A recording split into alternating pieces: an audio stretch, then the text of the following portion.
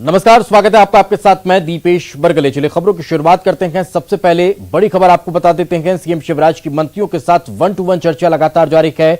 वित्त मंत्री जगदीश देवड़ा के साथ चर्चा हुई है। चिकित्सा शिक्षा मंत्री विश्वास सारंग ने भी चर्चा की है। विभागीय कामकाज का फीडबैक मुख्यमंत्री ने लिया है। वित्त मंत्री जगदीश देवड़ा से आय बढ़ाने को लेकर भी चर्चा हुई है। तो 1-to-1 चर्चा मुख्यमंत्री शिवराज सिंह चौहान अपने मंत्रियों से कर रहे हैं। उनके विभागों की समीक्षा की जा रही है। आगामी टारगेट को लेकर चर्चा हो रही है। किस तरह से विभाग में कामकाज और ज्यादा बेहतर किया जा सकता है, इस पर बातचीत की जा रही है। तो कुछ दिन पहले आपने मंत्रियों के साथ चाय पर चर्चा देखी होगी और अब मंत्रियों के साथ 1-to-1 चर्चा विभागीय मसले को लेकर हो रही है। कि हमेशा इस प्रकार से मंत्रियों से, सारे मंत्रीगणों से 1-to-1 चर्चा करते हैं। ये माननीय मुख्यमंत्री जी की एक बड़ी बात है कि वो सबको बुला करके 5-5, 10-10 मिनट जब भी है विचार विमर्श करते हैं, बात करते हैं। आज उसी सिलसिले में आज मेरी भी भेंट हुई है। तो वित्त विभाग से संबंधित तो सारी बात हमारी हुई है कि भाई कमर्शियल डिपार्टमेंट में आबकारी में, पंजीयन में, जीएसटी में क्या प्रोग्रेस है और कैसे आय बढ़ाई जा सकती है। और भी डिपार्टमेंट जो वित्त विभाग से संबंधित हैं, जो रेवेन्यू कलेक्ट करने वाले विभाग हैं, जिनसे रेवेन्यू प्राप्त होती है, उन सब विभागों के बारे में माननीय मुख्यमंत्री जी से चर्चा हुई है। मैंने बताया संक्षिप्त में कि हमारा आगे ये प्लान है, क्योंकि सारी मंत्रियों के मंत्री समूह भी माननीय। और इस वक्त हमारे सहयोगी अनुराग हमारे साथ जुड़ चुके हैं। अनुराग, काफी महत्वपूर्ण बैठकें ये मानी जा रही हैं। क्या और ताजा जानकारी इन बैठकों को लेकर? देखिए, मुख्यमंत्री लगातार मंत्रियों के साथ 1-to-1 चर्चा कर रहे हैं और उनसे इस बात की जानकारी ले रहे हैं कि उनके विभागों से जुड़ी कोई शिकायत हो, अफसरों के कामकाज को लेकर किसी तरह से शिकायत हो, उन बातों को लेकर भी फीडबैक लिया जा रहा है और किस तरीके से योजनाओं पर तेजी के साथ काम हो रहा है। राजस्व जुटाए जाने पर सबसे ज्यादा फोकस है। आज वित्त मंत्री जगदीश देवड़ा के साथ सीएम ने बैठक की और उसमें कॉमर्शियल टैक्स को किस तरीके से बढ़ाया जाए, इन तमाम उपायों को लेकर भी चर्चा की है। इसके बाद मंत्री विश्वास सारंग से चिकित्सा शिक्षा और कोरोना से जुड़े मुद्दों को लेकर चर्चा की है।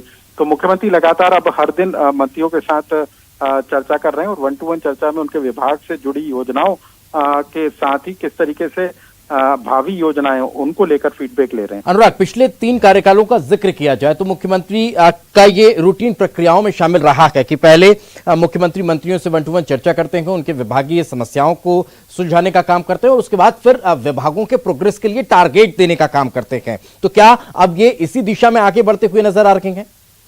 बिल्कुल। देखिए, कामकाज को लेकर मुख्यमंत्री लगातार नजर रखने का काम करते हैं और किस तरीके से टारगेट जो लक्ष्य विभागों को दिया गया है वो किस तरीके से पूरा किया जा रहा है।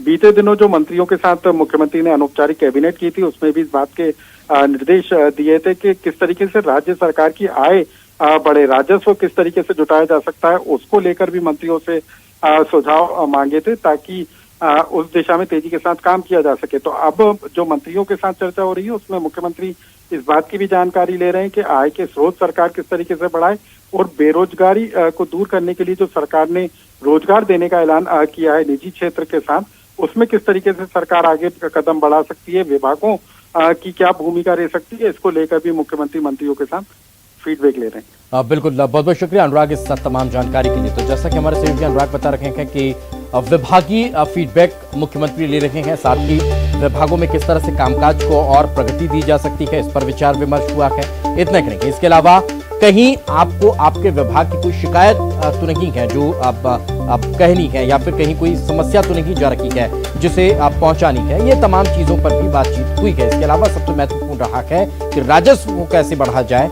ये विशेष ध्यान रखने के लिए कहा गया है। आगे बढ़ते हैं। छत्तीसगढ़ में पाठ्य पुस्तक निगम की किताब छपाई में बड़ी गड़बड़ी सामने आई है। जिस कंपनी को काम नहीं मिला वह किताबों की छपाई में लगी हुई थी। बीजेपी नेताओं ने मौके पर पहुंचकर इस गड़बड़ी का खुलासा किया। रायपुर में मीनल प्रिंटिंग यूनिट से लाखों किताबें बरामद की गई है। यहां से पाठ्य पुस्तक निगम के वाटरमार्क वाली पेपर के बंडल भी बरामद हुए हैं। प्रिंटिंग कंपनी के मालिक ने स्वीकार किया है कि उन्हें प्रिंटिंग का ऑर्डर नहीं मिला था। सबलेट पर काम लेने की बात भी इस मामले में उन्होंने स्वीकार की। बहुत बड़ा गलत है। ये सब सरकारी संपत्ति है और इसको किस हैसियत से यहाँ पर रखा गया है, सबका वाटर मार्क है। सीजी वाटर मार्क में दिखा देता हूँ आपको खोल के। ये तस्वीरें आप देख सकते हैं, बीजेपी नेता के वे इस प्रिंटिंग प्रेस में पहुंचे और वहां पर उन्होंने इस पूरे गड़बड़ झाले का खुलासा किया।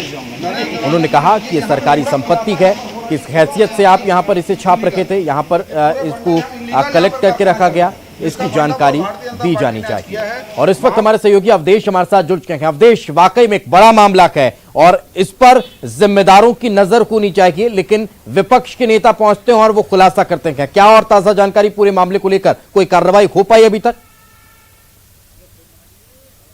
देखिए, सबसे बड़ी बात यह कि जो नई जानकारी निकल के आई है दीपेश, वो ये कि कल बीजेपी नेताओं ने और जिम्मेदार लोगों ने निगम के जो जिम्मेदार हैं, जो आयोग के जो जिम्मेदार है पाठ्य पुस्तक निगम के, उन्हें इस बात की जानकारी दी गई थी कि इस तरह की शिकायत मिली है। उस जानकारी के 24 घंटे बाद भी जब निगम की ओर से कोई दबिश नहीं दी जाती है या कोई हलचल दिखाई नहीं पड़ती है, तब बीजेपी नेता गौरीशंकर श्रीवास और बीरगांव के जो महापौर है अंबिका यदु, वो अपने अन्य पार्षदों और अन्य लोगों के साथ वहां पे पहुंचती है।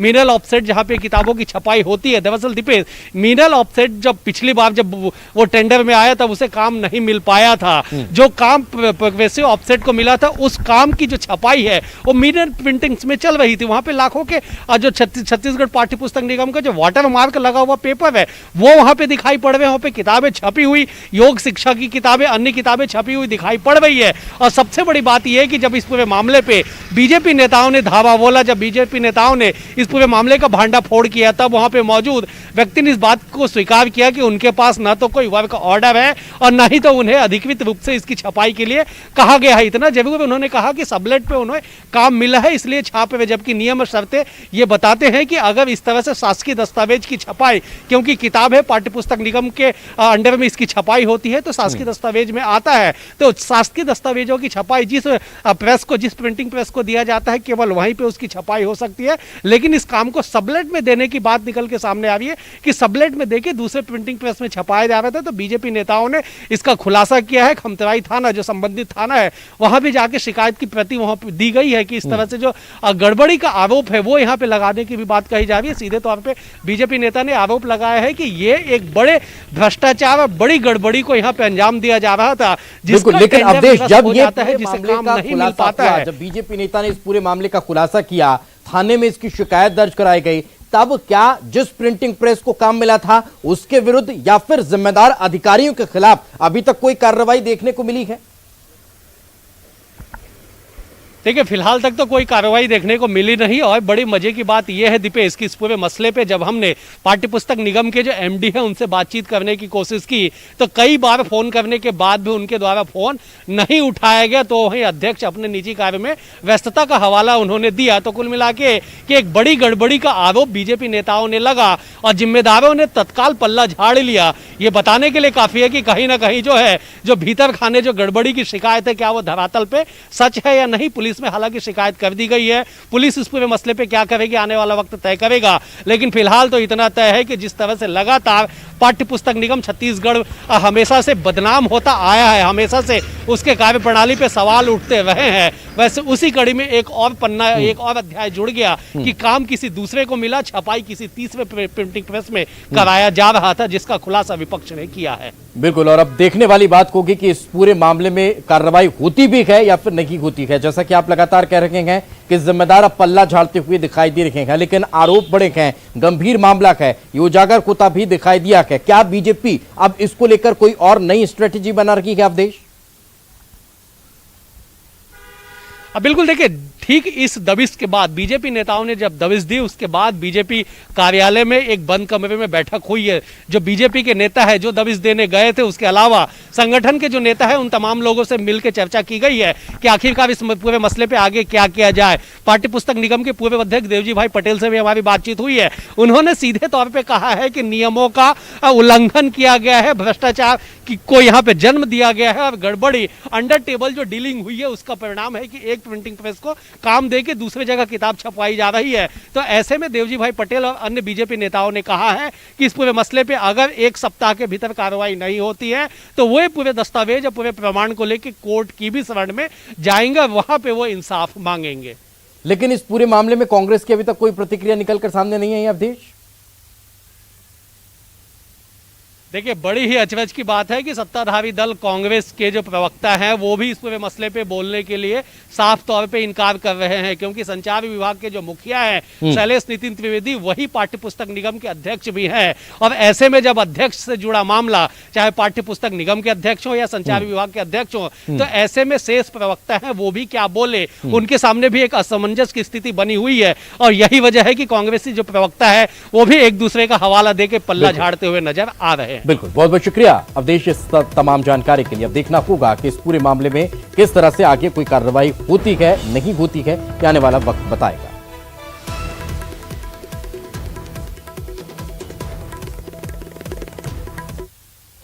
पेट्रोल डीजल के बढ़ते दामों को लेकर कांग्रेस लगातार केंद्र सरकार के खिलाफ प्रदर्शन कर रही है। इसी के मद्देनजर आज पूरे प्रदेश में कांग्रेस ने महंगाई के विरोध में चक्का जाम कर दिया। राजधानी रायपुर से लेकर कोंडागांव तक चक्का जाम किया गया।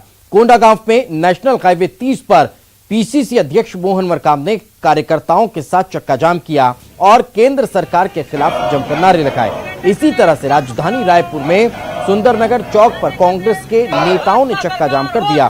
कोंडागांव और रायपुर के अलावा कोरबा, बलौदाबाजार, मुंगेली और राजनांदगांव में भी कांग्रेस नेताओं ने 5 मिनट के लिए सड़क जाम कर विरोध जताया।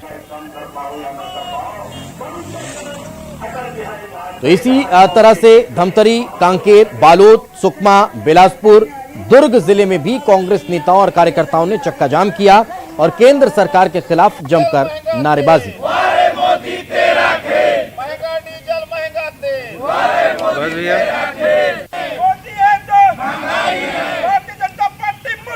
तो कांग्रेस के इस प्रदर्शन पर नेता प्रतिपक्ष धर्मलाल कौशिक ने निशाना साधा है। नेता प्रतिपक्ष ने कहा कि महंगाई पर केंद्र सरकार चिंता कर रही है। कौशिक ने कहा कि पेट्रोल, डीजल और गैस पर प्रदेश सरकार टैक्स में छूट देकर जनता को राहत दे सकती है। ऐसे में प्रदेश सरकार को चक्का जाम करने के बजाय टैक्स कम करने पर काम करना चाहिए।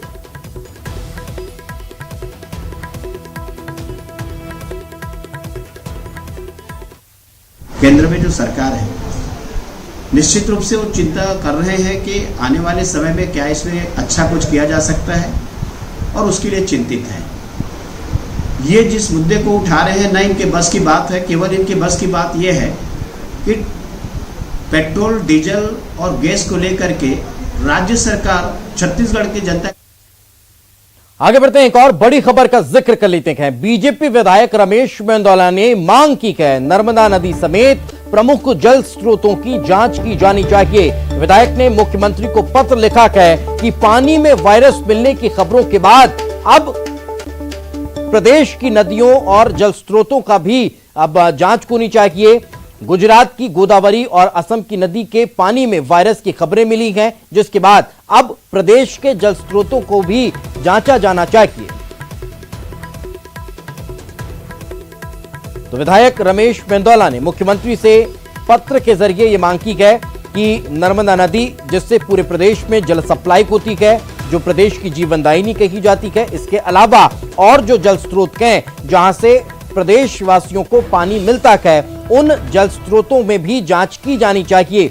क्योंकि गुजरात और असम में इस तरह की खबरें निकलकर सामने आई है। वहां के जो जल स्रोत हैं, नदी हैं, उनमें वायरस के पाया गया है। इस वजह से अब इन जल स्रोतों की जांच होनी चाहिए और उसके बाद उचित कदम उठाया जाना चाहिए।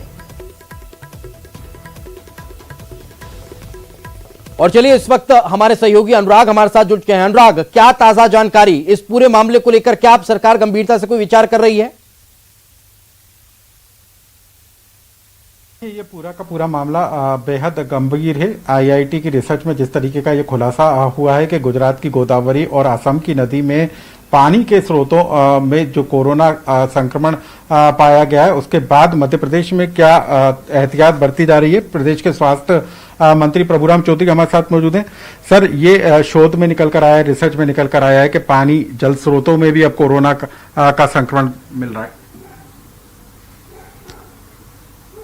जल स्रोतों में कोरोना का संक्रमण मिल रहा है, ऐसी कोई बात अभी मध्य प्रदेश में हमने ऐसी नहीं देखी। मैं तो आपके द्वारा ये बात सुन रहा हूँ, और जो भी होगा भारत सरकार इसमें नज़र रखेगी और उसकी रिसर्च भी कराएगी अगर कोई ऐसी बात होगी, और अभी तक ऐसी कोई बात भी नहीं है। और सारे यहाँ जो भी कोरोना रहा है उस पर मध्य प्रदेश सरकार ने पूरी तरीके से हम लोगों ने संक्रमण पर कंट्रोल किया है। और आप देख रहे हैं कि हमारे आधे से ज़्यादा ज़िले ऐसे हैं जिसमें अभी 0 केस रिपोर्टेड हुए हैं, इक्के दुक्के हैं, और मध्य प्रदेश पूरी तरीके से कंट्रोल है। मध्य प्रदेश सरकार ने युद्ध स्तर पर पूरा। लेकिन बीजेपी के विधायक ने ट्वीट किया, मुख्यमंत्री को पत्र भी लिखा है कि मध्य प्रदेश की जितनी नदी हैं, चाहे नर्मदा नदी हो या दूसरे जल स्रोतों, वहां पर इस बात की रिसर्च की जाए, शोध किया जाए, पता किया जाए कि वहां कोरोना का संक्रमण या लक्षण तो नहीं उनमें निकल रहा। नहीं, मेरे संज्ञान में अभी तक नहीं आया है। आपने बताया है तो उसको क्या है उसको मैं भी पढ़ूंगा। लेकिन सर, यदि ऐसा होता है तो क्या ये गंभीर मुद्दा नहीं हो जाएगा क्या? नहीं, ऐसी अभी मध्य प्रदेश में ऐसी कोई भी कहीं कोई इस तरीके की कोई भी बात नहीं आई। अगर देश के किसी कोने में कुछ भी होगा तो भारत सरकार उसको संज्ञान में लेगी, उसकी रिसर्च कराएगी। सर, ये डेल्टा जो कोरोना का जो नया वेरिएंट निकलकर सामने आ रहा है, उसके भी मरीज निकलकर सामने आ रहे हैं। डेल्टा प्लस का एक ही पेशेंट रिपोर्ट हुआ था और वो पूरी तरह से स्वस्थ है, नेगेटिव है, उसकी कांटेक्ट ट्रेसिंग भी कराएगी, वो भी सारे तरीके से स्वस्थ हैं। सर, जिस तरीके से आंकड़े कम हो रहे हैं, क्या माने कि 0 पर पहुंच जाएगा प्रदेश में कोरोना का संक्रमण? बिल्कुल, हम लोगों के सरकार और माननीय मुख्यमंत्री जी के निर्देशन में लगातार डेली हम लोग समीक्षा कर रहे हैं। जहां अगर एक भी केस कहीं भी अगर जिले में निकल रहा है तो उसकी भी समीक्षा की जा रही है कि वो केस कैसे आया, कहाँ आया, उसकी पूरी कांटेक्ट ट्रेसिंग और टेस्टिंग पर पूरा फोकस हम लोगों का है। काफ़ी मात्रा में हम लोग पूरे प्रदेश में ट्रेसिंग कांटेक्ट ट्रेसिंग करा रहे हैं जो भी है। और अब आप देख रहे हैं कि जो हमारे मध्य प्रदेश के ज़िले हैं वहाँ अनेक जिलों में बिल्कुल 0 है, कुछ के जिलों में थोड़ा बहुत केस बचे भी हैं या पॉजिटिव आ रहे हैं, वो भी संक्रमण मुक्त होंगे। तो प्रदेश में कोरोना कंट्रोल में आता जा रहा है, लेकिन जल स्रोतों में कोरोना मिलने की जो खबरें निकल कर आ रही हैं, उसके बाद सरकार भी नजर रखने का काम करेगी और केंद्र सरकार यदि कोई दिशा निर्देश जारी करती है तो उस पर भी अमल होगा। लेकिन फिलहाल यदि मध्य प्रदेश की बात करें तो अभी तक किसी तरह का कोई रिसर्च नहीं हुआ है और ना ही अभी तक कोई ऐसी रिपोर्ट निकल कर आई है। जी बिल्कुल, चलिए बहुत बहुत शुक्रिया इस तमाम जानकारी के लिए, हमारे साथ चर्चा में जुड़ने के लिए। और ब्रेक के बाद एक बार फिर आपका स्वागत है और अब बात मौसम के अलर्ट की कर लेते हैं। सावधान, मध्य प्रदेश में बारिश होने वाली है। मानसून जल्द एक्टिव हो चुका है और अब तेज बारिश की संभावना जताई जा रही है। मध्य प्रदेश में मौसम विभाग ने बारिश को लेकर अलर्ट जारी किया है। रीवा और शहडोल संभाग के लिए ऑरेंज अलर्ट जारी किया गया है, जबकि 6 संभागों के लिए येलो अलर्ट जारी किया गया है। होशंगाबाद, भोपाल, इंदौर, उज्जैन, ग्वालियर और चंबल संभाग में येलो अलर्ट जारी किया गया है। मौसम विभाग ने तेज हवा के साथ बारिश की संभावना जताई है। तो आने वाले दिनों में मध्य प्रदेश के कई जिलों में भारी और अति भारी बारिश को लेकर अलर्ट जारी किया गया है, संभावना जताई गई है। मौसम अब एक बार फिर एक्टिव होता हुआ दिखाई दे रहा है। रीवा और शहडोल संभाग में ऑरेंज, तो बाकी कई और बड़े जो 6 संभाग है वहां पर येलो अलर्ट बारिश को लेकर जारी किया गया है। कई जिलों में भारी बारिश की संभावना जताई गई है, तेज हवा के साथ बारिश की संभावना जताई जा रही है।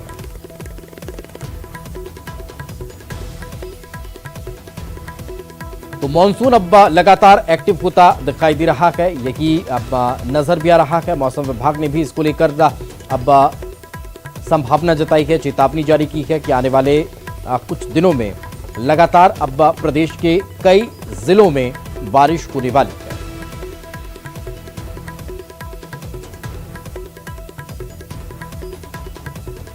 तो मध्य प्रदेश में एक बार फिर अब मौसम करवट लेने वाला है। तेज हवा के साथ बारिश की संभावना जताई जा रही है। गरज चमक के साथ तेज पानी बरसने की संभावना जताई गई है। और इसी के साथ इस बुलेटिन में फिलहाल इतना ही। खबरें लगातार जारी हैं।